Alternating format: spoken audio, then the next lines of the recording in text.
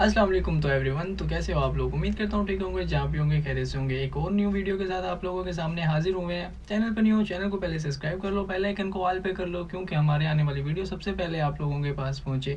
तो चलो बगैर टाइम ज़ाया किए हम वीडियो स्टार्ट करते हैं और आप लोगों को दिखाते हैं।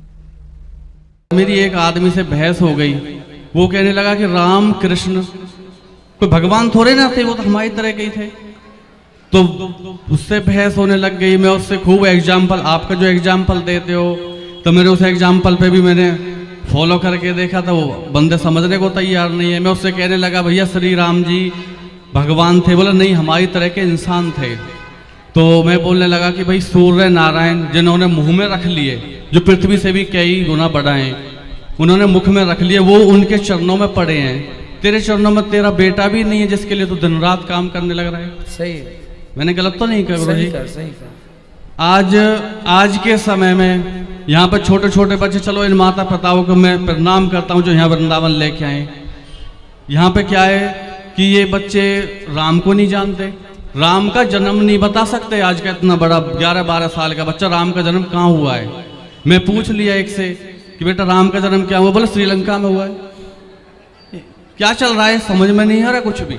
माँ बाप की जिम्मेदारी है कि वो अपने बच्चों के संस्कार, उनको बच्चों को संस्कार वो दें और वो सब जानकारी दें। सही कह रहे हैं आप, संस्कारहीन तो हम होते ही जा रहे हैं। होना चाहिए ना गुरु जी। मुसलमान का छोटे से बच्चा कुरान पढ़ना जानता है, नमाज पढ़ना जानता है। हमारे बच्चों को राधे कृष्णा बोलने में शर्म आती है इनको। हर वालिदैन का फ़र्ज़ है कि वो अपने बच्चों को तालीम दे। फ़र्ज़ है कि जो अहम दीनी इल्म है, जो बुनियादी बातें दीन के बारे में हैं, वो अपने बच्चों को सिखाए। सबसे अव्वल जो दीन की बात है वो है तौहीद। हर वालिदैन को अपने बच्चों को सिखाना पड़ेगा तौहीद के बारे में कि अल्लाह एक है और उसके अलावा कोई माबूद नहीं। दूसरी बात है नमाज पढ़ना, तीसरी है ज़कात देना, चौथी है रोज़ा रखना, और पांचवी अगर हैसियत है तो हज करना। ये 5 अरकान हैं इस्लाम के। और इसके अलावा हमारा फ़र्ज़ है कि हम अल्लाह और अल्लाह के रसूल की बात अपने बच्चों को सिखाएं। जो सबसे बेहतरीन तोहफ़ा आप अपने बच्चों को दे सकते हैं वो है कुरान मजीद। अक्सर मुसलमान अपने बच्चों को सिखाते हैं अरबी पढ़ना ताकि वो कुरान मजीद की तिलावत कर सके। और 80% से ज़्यादा मुसलमान गैर अरब है, अजम हैं, वो अरबी नहीं जानते। लेकिन फिर भी उसके बावजूद खुसूसन हिंदुस्तान में, इस देश में, हम हमारे बच्चों को कुरान मजीद पढ़ना ज़रूर सिखाते हैं। अच्छी बात है अल्हम्दुलिल्लाह। लेकिन अफसोस की बात है कि हमारे बच्चे कुरान मजीद की तिलावत तो कर सकते, लेकिन उस कुरान मजीद से हिदायत नहीं पाते, क्योंकि हम अरबी नहीं समझते। तिलावत करना अच्छी बात है, आपको सवाब ज़रूर मिलेगा, लेकिन जो सवाब आपको जन्नत में लेके जा सकता है वो सवाब है कुरान मजीद की बातों पे अमल करना। अगर आप कुरान मजीद समझ नहीं सकेंगे तो आप अमल कैसा करेंगे? अफसोस की बात है कि हमारे वालिदैन ने इसे अहम नहीं समझा कि वो हमें अरबी ज़बान सिखाए। लेकिन आज हमें हमारे बच्चों को अरबी ज़बान सिखाना बहुत ज़रूरी है ताकि वो अल्लाह सुब्हानहू व तआला का कलाम खुद अपने आप समझ सके। सबसे बेहतरीन तोहफ़ा अगर आप अपने बच्चों को देना चाहते हैं वो है अरबी ज़बान सिखाओ और कुरान मजीद पढ़ने के लिए कहो और उससे हिदायत पाओ। इससे बेहतरीन तोहफ़ा मैं नहीं जानता हूँ कि बच्चों को अरबी ज़बान सिखाओ। पढ़ना और समझना, सिर्फ पढ़ना नहीं, पढ़ने के अलावा समझना, ताकि वो कुरान मजीद को पढ़ने के बाद अल्लाह सुब्हानहू व तआला के अहकामात पे अमल कर सके। दूसरी किस्म की इल्म है दुनियावी इल्म। वो दुनियावी इल्म जो आपको अपने रब, अपने खालिक के करीब ले जाता है, वो आपके लिए बहुत बेहतरीन है।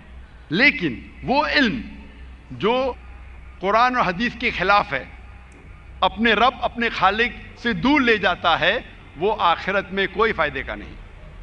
और आज के माशरे में सबसे बेहतरीन पेशा जो समझा जाता है वो है डॉक्टर का।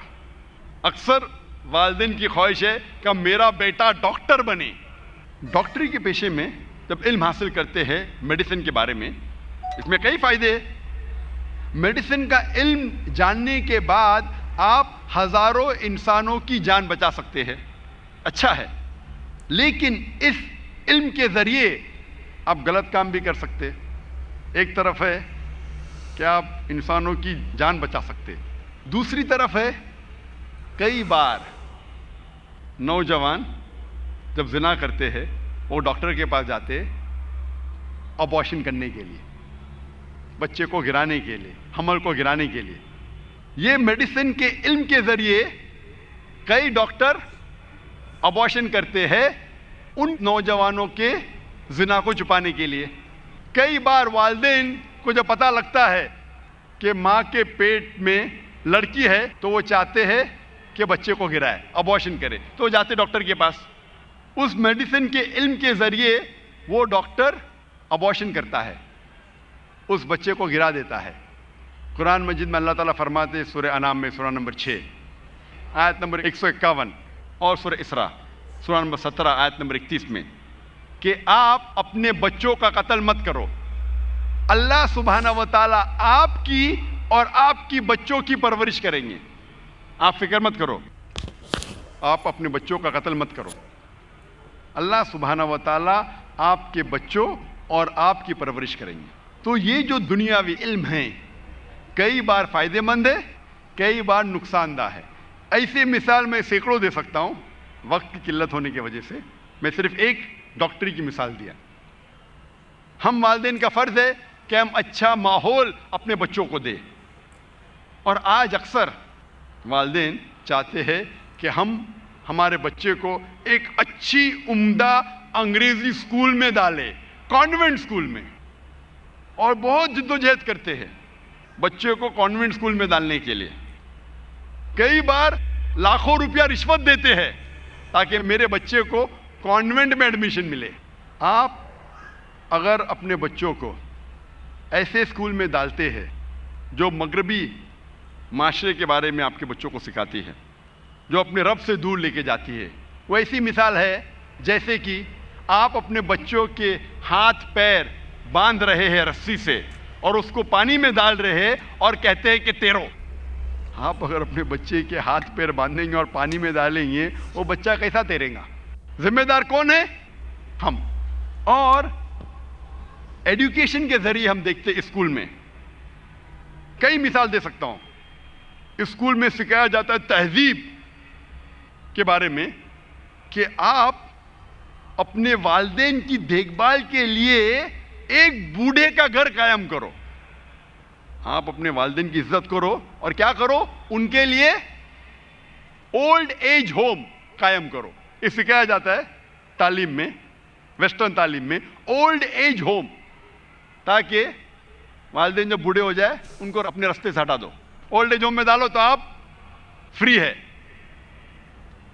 آپ آزاد ہے. وہ آپ کی رکاوٹ بن رہے تو اولڈ ایج ہوم میں ڈالو.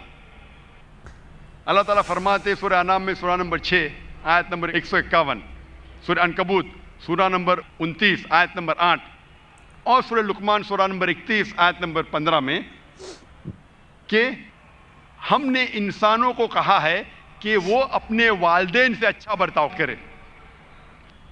اور اللہ تعالیٰ فرماتے سورہ اسراء میں سورہ نمبر 17 آیت نمبر 23 اور 24 میں کہ آپ اپنے رب کی عبادت کرو اور اس کے بعد اپنے والدین سے اچھا برتاؤ کرو، اور دونوں میں سے ایک یا دونوں ضعیف ہو جائے تو ان کو اف تک مت کہو، لیکن ان کے ساتھ اچھا برتاؤ کرو اور ان کے ساتھ حسن سلوک کرو